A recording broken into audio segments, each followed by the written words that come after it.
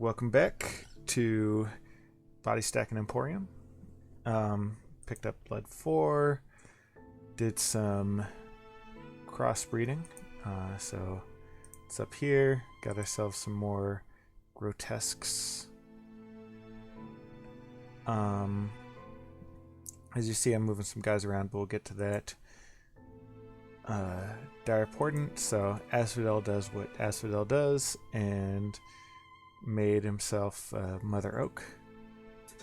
Found a magic site, Graveyard of the Damned, so I think that's just 1 gem. 2 gems, nice. Magic site here, Battlefield, that's a 1 gem one. And then 2 magic sites in Rotmarsh. So Graveyard of the Damned also has this gorge and a well. Picked up some girls. Over here we're starting to have a lot of unrest, so we're not getting as many, but I've got many patrollers, so that situation should be dealt with before too long.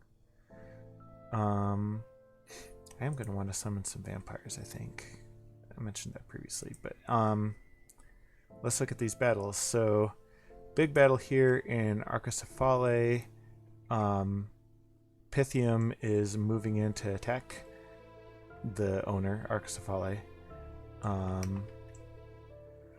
Pythium has a giant crew of Histatus, a small number of cataphracts. They've got a communion led by some Theurgs. And then back here they've got Master of Games with a couple gladiators and another Master of Games with a couple gladiators. On the Arcocephale side, they have a good number of their mystics. Looks like they've just been kind of cranking these out every turn, which makes sense. That's kind of Asphodel's bread and butter. They've got some of their hoplites and some peltasts as well. I'm guessing that, I'm not sure if those are PD. That's what I would guess, because I don't know why Asphodel would recruit peltasts.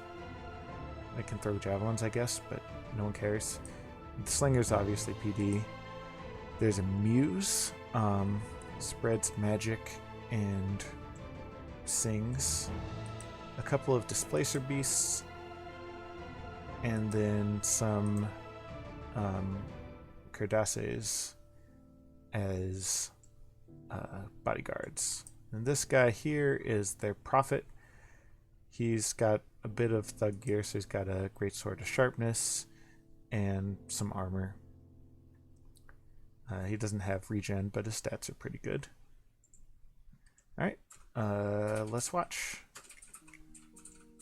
So Arcocephale drops Twist Fate and Power of the Spheres, which means that all of their guys are now clocking in at least 2, if not 3, Astral. Pythium is starting to set up their communion, which has 20 communion slaves in it.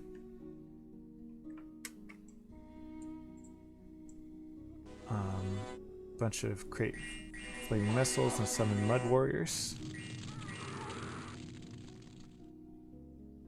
So here we see some of the mud warriors, a couple of small elementals, like this is a size 3, not a size 6. Here you notice that there are these Displacer Beasts back here. These guys have the blink ability, so they don't need to spend a turn flying to go and move up and cause trouble. And cause trouble they did. The thing that's worth noting about this guy is that Pythium is scripted to cast a lot of astral stuff, as they do.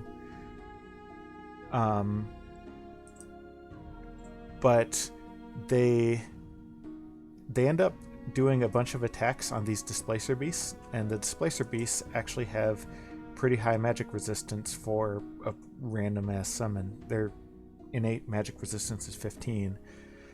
And so the result is that Pythium wastes a bunch of their spells trying to kill these Displacer Beasts, who are meanwhile fucking with their back line. As you can see over here, Arcocephali is not similarly burdened and was able to paralyze a bunch of dudes. Pythium finally wipes them out, but overall, the fact that Arcocephali's troops are just better, like Hoplites are better than Hastatu's, you're going to see these Mud Warriors and Magma Warriors come up to the front as well. Means that Pythium's communion, like, basically Pythium missed a couple of key communion turns. If we look at how their communion is doing now, this guy is actually routed. He can't go anywhere because there's troops in the way. But he's just casting random crap. His fatigue is 0, but he's not bothering to cast more Soul Slays. Instead electing to do Sailor's Death, which, just saying 29 points of damage, but I thought that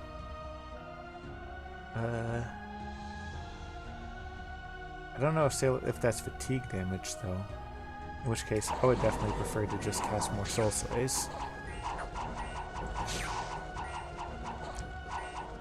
So we can go ahead and speed this up now.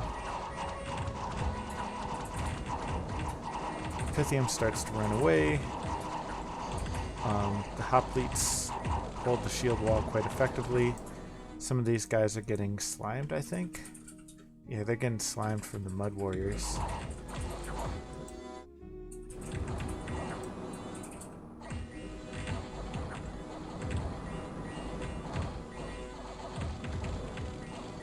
There's some Mind Burn coming from the Arcocephali line as well. But the result is that the Hastatus end up routing, and the Communion gets killed, which is definitely a risk you run playing as a Communion nation, is all your dudes chanting end up asleep when you cannot afford that to happen. So here's the resultant score. Arcocephali lost one of their Theurgs and half their other commanders, and like we mentioned, their whole communion, as well as most of the statues. And Arcocephali lost a third of their troops, but overall, like, this was an overwhelming victory for Arcocephali. They also bumped up their PD, which I don't know if I agree with that. I think that the money could have been spent better into other things, but hey, it worked for them. So there's that battle. Here, let's watch this battle in Ripewoods. This is Ulm coming through the walls. There's this pan in here, that's noteworthy. A few sacreds. Centaur commander. I don't think that there's anyone here to bless oh yeah, there's a white minotaur, so he can bless these guys. And then we've seen Ulm's force. It's not the entirety of what we saw before, but several sappers, a few black plate infantry. Their armor is damaged, but they're still clocking in at 18 prot. This guy's armor is not damaged, and then with the cave drakes, it's all natural, so they don't care about anything.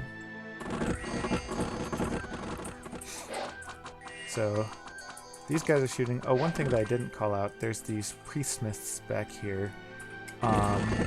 You're seeing them cast Channeled Divine Blades. That's what these little scimitars flying through the air are. So it's kind of like a level 0 Holy Blade Wind for Earth Mages.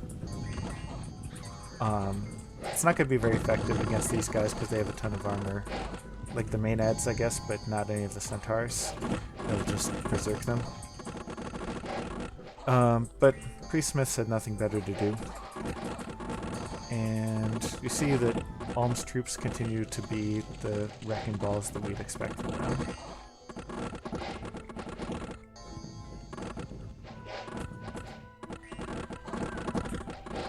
Looks like the frontline infantry were actually killed, but with this number of crossbowmen, they're going to prevail either way. There's just this bird back here. Oh, the prophet turned into a bird. That's cool.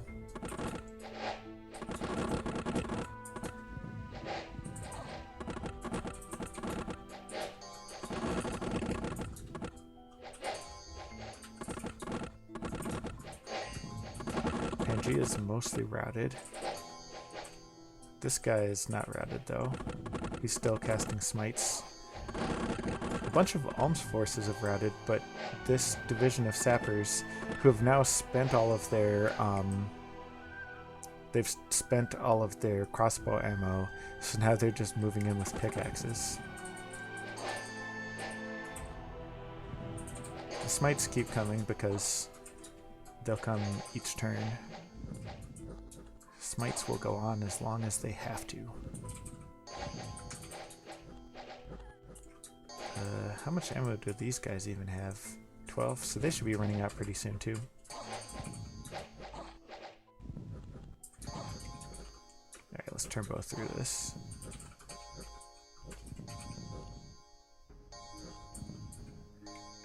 These two loyal Lord Guardians, because these tappers have also retreated, but these two loyal Lord Guardians move over and take care of business.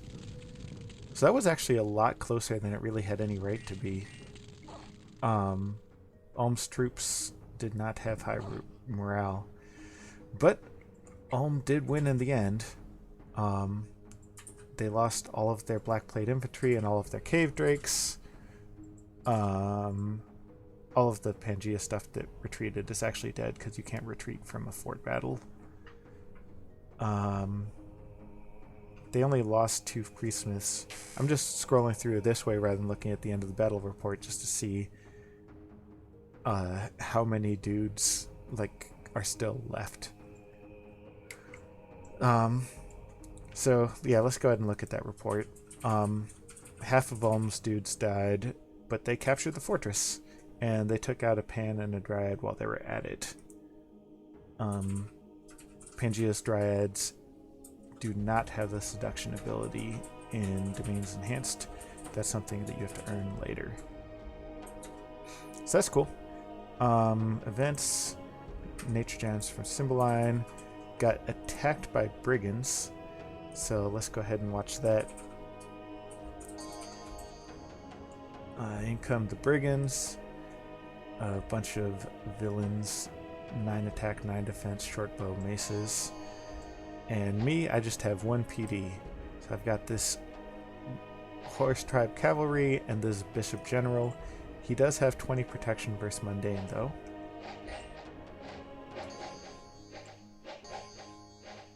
He's got Sermon to cheer himself up, and he cast Prayer of Death.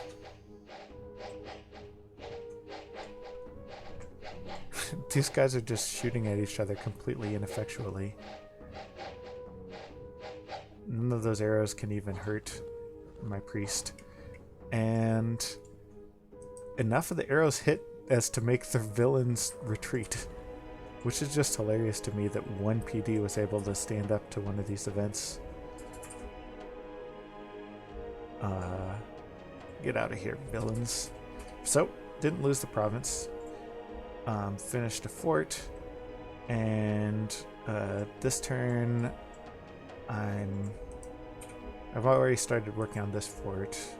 What was I building? I don't even remember. I think it was a lab somewhere, something like that. I'm upgrading this guy to a fortress. And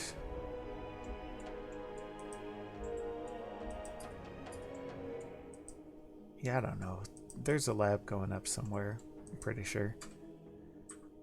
Beyond that, I'm repositioning some dudes, so Cannibals for Free is going to come over here and be prepared to do super combatant things to Arcasafale. Making some equipment. I did want to call out one piece of equipment. Making this not the enchanted pike is boring. Yeah, Staff of Gaia. That's this guy here. Start a battle spell Primal Power, which buffs all of my creatures, my animals. And I've got a lot of animals, so I think I'm going to be making quite a few of those. Other than that, doing our usual crossbreeding shenanigans. I'm gonna have just a horde of spawn hanging out in most of my border forts, and I think that that'll be good just for psychological reasons. Having a bunch of spawn make it look like things are well defended so that people don't fuck with me. We'll see how well it works, but it seems worth a try. And regardless, they're all free. So I think that covers it for now. Thanks for joining me. I'll see you next turn.